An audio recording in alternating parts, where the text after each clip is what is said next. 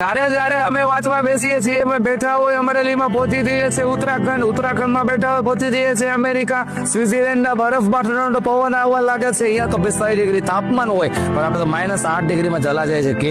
કેમ કે મનને મજબૂત કરતા નથી દોસ્ત. જ્યારે તમે વાંચવા બેસો છો ને ભાઈબંધ, ત્યારે માત્ર તમે એકલા વાંચવા બેસતા નથી, તમારી સાથે બીજા 2 લોકો હોય છે. તમે એને ઓળખતા નથી ને.